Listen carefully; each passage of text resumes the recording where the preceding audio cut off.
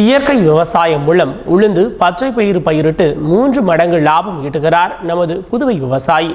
அது பற்றி இன்றைய விடியட்டும் விவசாயம் நிகழ்ச்சியில் காணலாம்.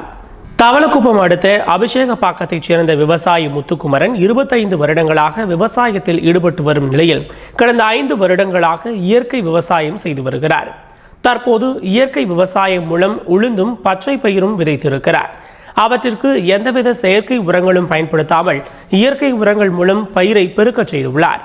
முன்கொம்பு சாண உரம் போன்ற இயற்கை உரங்களால் நல்ல விளைச்சல் கிடைத்திருப்பதாகவும் 60 நாட்கள் கடந்த பின்னரும் செடிகள் பச்சை பசேலென காட்சியளிப்பதாக மகிழ்ச்சி தெரிவிக்கும் விவசாயி முத்துக்குமரன் இந்த இயற்கை முறை பயிரிடுதலில் இதுவரை ஆன செலவோடு அறுவடை முடியும் வரை ஆகும் செலவையும் சேர்த்து ஒப்பிட்டால் சுமார் 3 மடங்கு லாபம் கிடைக்கும் என்றும் தெரிவிக்கிறார். அசஸ்பைரிலம், லிக்விடு பொட்டாஷு, மூலிகை கரைசல் இதெல்லாம் மிக்ஸ் பண்ணி ஒரு ஸ்ப்ரே கொடுத்தேன்.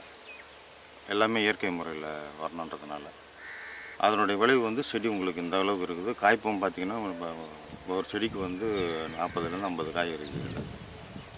இல்லை ஈல்டு வந்து ஒரு 4 மூட்டை கம்மி இல்லாமல் வரும்னு எதிர்பார்க்குறேன் நான் ஒரு ஏக்கருக்கு.